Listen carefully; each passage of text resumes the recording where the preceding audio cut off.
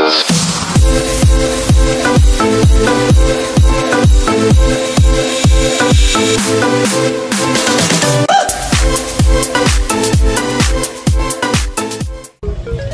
what's up mga ka-something nicer? So ngayon pong araw na to, i-share ko po sa inyo yung pag-check up natin ng maintenance battery. So since ito po ay 5 years na, yung stock pa rin na battery ang gamit ng ating XP or ng aking XP, ipapakita ko po sa inyo or i-share ko sa inyo kung paano po inaalaga ng maintenance battery. So sa madalit salita, may iwasan natin yung kagaya ng mga kapwa natin ka XP na ilang years pa lang bumibigay na yung kanilang maintenance battery. Sa aking palagay, hindi nasusunod yung per kilometer na break-in. So 10,000 kilometers break, yung mga ganong guidelines na nakasulat sa ating mga manual sa paggamit ng ating sasakyan. So yung iba, pwersado, pagkabili, tinakbo agad ng ganong kalayo. Kaya minsan may mga abnormal noise kagad na naririnig sa kanilang mga unit. So ganun din yung sa battery. Possible na sa sobrang layo kagad ng tinakbo dahil brand new yung unit or yung battery at uminit na siya kagad o kumulo na kagad siya ng kulong-kulo. Kaya mabilis nag-evaporate yung kanyang laman na battery solution sa loob niya. After ilang years o ilang buwan, patay na agad kasi kukunti na agad yung battery solution na nandun sa loob. So hindi nila na-check na kung malaki ba binawas or baka natuluyan ng madrin ng isa sa mga butas or dalawa. Possible po yun. So i-share ko po sa inyo na every 2 months, simula nung ito yung 3 years gaya nung sinabi ko sa aking unang video, pagtungtong po nito ng 3 years, every 2 months dahil ito naman po yung brand new nung aking binili, inalagaan ko na yung battery na i-check up. So ayan guys, binuksan ko na po yung mga takip. So ayan, binuksan ko na po yung mga takip dahil matitigas po yan. Papasilip ko po sa inyo ang tubig. So ayan, kung mapapansin nyo po, ayan yung tubig nya. Malimit po dito lang po ako dadagdag sa positive. Itong dalawang to. So nasilip ko po siya, nasa level pa rin naman po siya kaya hindi ko kailangan mag top up dito. So ayan po, makikita nyo po yung tubig. Ayan, yun yung plate. Kung mapapansin nyo po yung plate, lumutang na siya. So ito po, kailangan po dagdagan. Ayun po yung plate. Kung mapapansin nyo, yung guhit na po yan, bago yung makintab na guhit na yun, ayun po yung tubig ng baterya. So ang ginagawa ko naman po, dahil yan po walang sukatan, dito po ako nagbabase. Yan, ito pong pinakantakip po niya. Kailangan po papaabot ko po siya ng basa hanggang dito kasi since dulo lang yung meron, paabutin ko po siya hanggang dito yung basa. Kasi kung i-compare nyo po sa iba, ayan, halos lutang na rin po pala yung iba, magtatapak na rin po tayo. Ayan po yung ginagawa ko po sukatan itong mismong takip.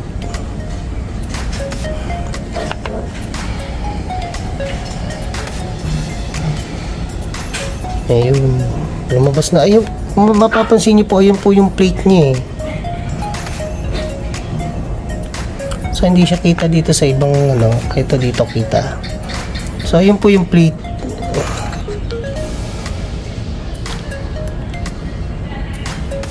Yung pong plastic na yan, ito pong malabong guhit na yan na nasisikatan ng liwanag, ayun po yung plate. Tapos yung maliwanag na to, ayan po yung level ng battery solution. Hanggang dun po siya.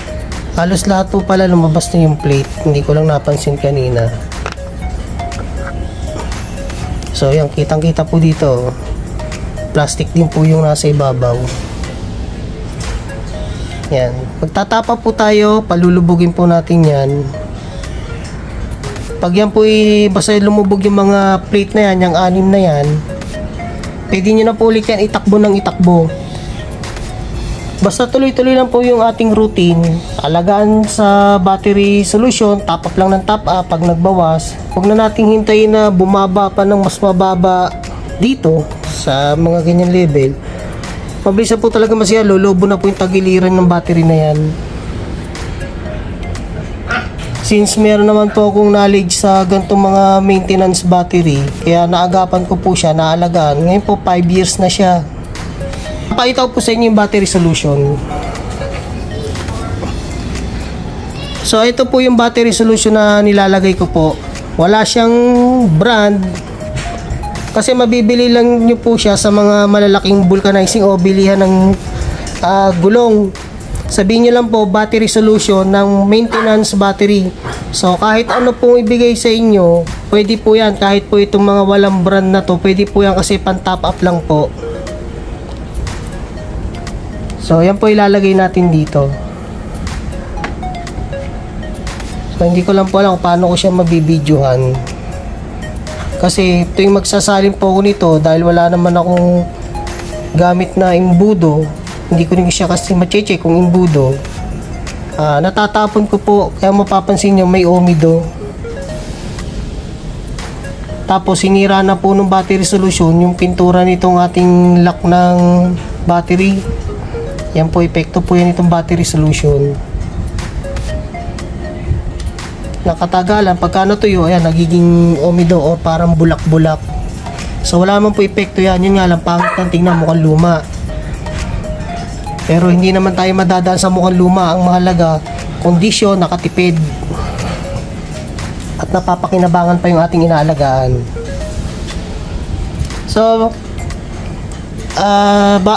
magta-top up lang po ako, tapos papakita ko sa inyo kung hanggang saan yung level, kung paano ako mag-top up. So ayan guys, papakita ko po sa inyo yung magiging itsura. So ayun nga, laging sinasabi, laging natatapunan ako dahil maliit yung space, tapos malaki yung ating lalagyan. Ayan, makikita nyo po yung pinagkaiba na wala po yung plate. At ito naman po yung kita pa yung plate. Ayan po yung plate, ayun yung water solution ng battery. At ito naman po yung nalagyan na natin na salinan. So ganyan nyo po siya mapapansin. Lalabas po yung plate na yan. Malamang ganun din po ito. At ito naman po yung nalagyan na natin. Wala na po, hindi nakita yung plate na tinuturo ko po kanina. Yan. So ito na lang pong dalawa na to, hindi ko pa nalalagyan. Para may idea po kayo kung paano ba nalalaman na nabawasan yung battery solution. Yan, ganyan po mapapansin nyo. Makikita nyo po itong area, yung part na yan. Tapos ito yung tubig. At ito naman po yung pagka puno pa. Dapat ganyan po, hindi yung nakalutang. Masisigurado nyo po na marami pa pong battery solution yung inyong baterya. Kung ganito po ang inyong mapapansin. So ito, dadagdagan ko po ito, kulang pa to. Hindi po kagaya nitong tatlo. Ito po, nilagyan ko na ng takip kasi palatandaan na ito po yung number 1. Itong takip na una kong binaklas. Kung saan nyo po tinanggal to, doon nyo rin po siya ibabalik.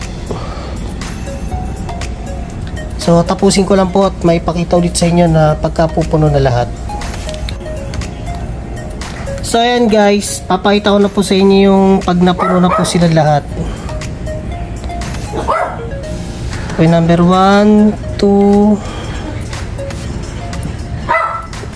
So medyo madilim na po eh. Yan. Number 2.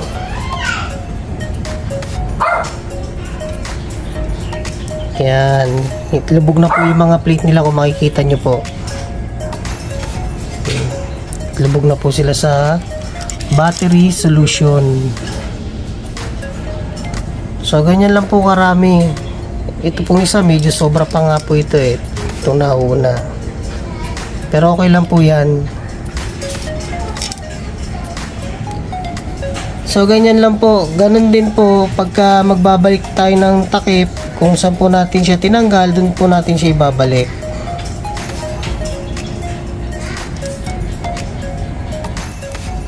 So ayan guys, sana may natutunan kayo sa ginawa natin tutorial.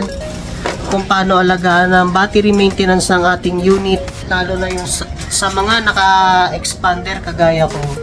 Maging malaking tulong po sana ito. Kasi sayang din, lalo po ngayon na pamahal talaga ang battery. Ang liit ng battery nito, pero pumapalo po ito ng 4,000 mahigit kung papalitan mo. Itong design na to, maganda na itong kinabit kay expander, ang battery maintenance. Kung alagaan lang natin siya, kung magkakaroon tayo ng knowledge sa paggamit ng battery maintenance, hindi po tayo kailangan magpalit kaagad. So maintain lang natin ang pag-aalaga ng battery maintenance. Tatagal po ang serbisyo nito sa ating mga unit. Ganon din sa atin, malaki po matitipid natin dito. So hanggang dito na lang po ang aking video. Sana nakatulong po sa inyo at nagkaroon kayo ng idea kung paano buksan at kung gaano kadami ang paglalagay ng battery solution sa ating mga maintenance battery sa ating sasakyan. Reminder lang din po, ang ating battery solution po, kahit po yun walang brand, ingat din po sa paggamit. Kasi yung pong tubig na yun ay makati po sa kamay dahil po sa tapang niyan. So para maiwasan po yun, lalo na dun sa mga may allergy, siguro po mas maigi na kayo po ay gumamit ng rubber gloves. So since sanay na naman po kung maglagay ng battery solution kahit sa mga naunang po sasakyan, kaya kahit manual na lang po, agapan ko na lang po sa hugas ng kamay. So hanggang dito lang po ang aking video. Maraming salamat po sa inyong pagsuporta, panonood. So peace out.